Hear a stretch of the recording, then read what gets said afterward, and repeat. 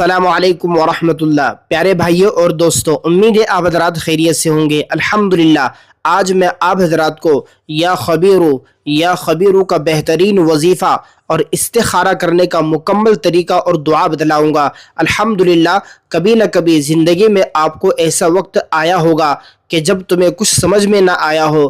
कभी दिल ने कहा कि इस काम को कर लो, लेकिन दिमाग ने कभी जवाब न दिया हो। दिमाग ने कहा हो कि रुक जाओ। कभी शादी का फ़ैसला, कभी कारोबार का मामला, कभी सफ़र का इरादा।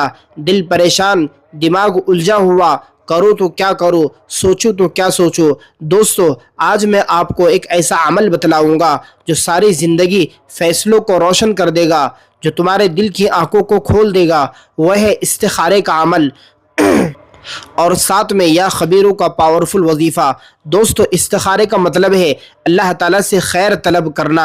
जब कोई फ़ैसला मुश्किल हो जाए तो नबी करीम सल्लल्लाहु अलैहि वसल्लम ने हमें इस्तिखारे की दुआ सिखाई। इस्तिखारे का मतलब ये नहीं है कि ख्वाब में इशारा आ जाए, बल्कि उसका मतलब ये है कि दिल मुतमईन हो जाए, रास्ता आसान हो जाए और जो फ़ैसला अल्लाह की नज़र में बेहतर हो वो हमारे हक़ में सही हो जाए। इस्तिखारा नबी करीम सल्लल्लाहु अलैहि वसल्लम ने सहाबाए किराम को सिखाया है।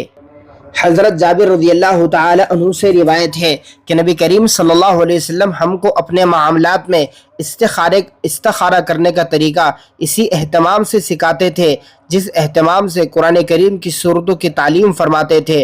आप अलैहिस्सलाम हमें बताया करते थे, जब तुम में से कोई शख्स किसी काम का इरादा करे और उसके अंजाम के बारे में फ़िक्रमंद हो तो तुमको चाहिए कि तुम इस्तिखारा कर लो।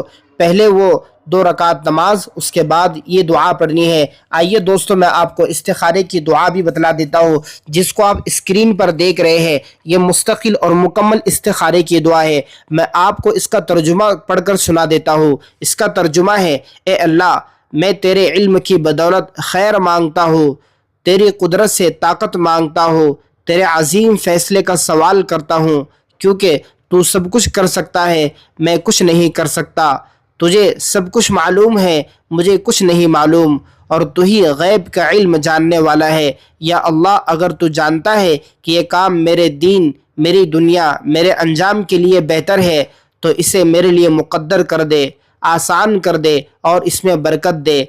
और अगर तू जानता है कि ये काम मेरे लिए नुकसानदेह है तो उससे मुझे दूर रख और मुझे उससे दूर रख, और मेरे लिए जहाँ पर भी भलाई हो वो मेरे मुक़द्दर कर दे और मुझे उस पर राज़ी भी कर दे। दोस्तों, ये मुकम्मल तरीका इस्तिखारे का, जब आप किसी काम के अंदर कंफ्यूज हो जाए, मसलन आपको शादी करनी है, कारोबार करना है, सफ़र करना है, फैक्ट्री खोलनी है और आप उस काम के अंदर कंफ्यूज है, करूँ या ना करूँ, इस काम के अंदर मेरे लिए खैर है या नहीं है, तो आपको चाहिए कि आप इस्तिखारे का अमल करें। चूँकि इस्तिखारे का अमल ये हदीस से साबित है, हमारे नबी ने हमें इस्तिखारा सिखाया है। और साथ में आप या खबीरू इसका भी वजीफ़ा करें। दोस्तों, या खबीरू ये अल्लाह का एक प्यारा सा नाम है, इसको पढ़ने के बेशुमार फ़वाइद है। आइए मैं आपको इसके कुछ फ़वाइद बतला देता हूँ। जैसे कि जो शख्स या खबीरू पढ़ता है, उसके दिल की परेशानियाँ ख़त्म हो जाती है, फ़ैसलों में गुमराही नहीं आती, दुश्मन की चालें ज़ाहिर हो जाती है, कारोबार की खुफिया नुकसानात अल्लाह देख लेता है, शौहर बीवी के दरमियान शक दूर हो जाता है, इम्तिहान में सवाल समझ में नहीं आ रहा तो या खबीरू पढ़ने से इम्तिहान में सवाल समझ में आ जाता है, मुकद्दमे का सच सामने आ जाता है, जिन्नात और जादू की खुफिया असरात ख़त्म हो जाते हैं। दोस्तों, रोज़ाना फजर की नमाज के बाद या खबीरू 100 मरतबा पढ़ लिया कीजिए। और जिस दिन इस्तिखारा करना हो, इस्तिखारा करने से पहले आपको या खबीरू 313 मरतबा पढ़ना है। दिल पर हाथ रखे और यकीन अल्लाह के ज़ात पर रखे कि जो कुछ होगा अल्लाह के फ़ैसले से मेरे हक़ में सब कुछ सही होगा। अल्लाह का खूब ज़िक्र करे, अल्लाह से मांगे। दोस्तों, दुनिया का सबसे बड़ा वजीफ़ा अल्लाह को राज़ी करना, अल्लाह का ज़िक्र करना है, अल्लाह की मारिफत है। और या खबीरू पढ़ना معرفت کی پہلی سیڑھی ہے۔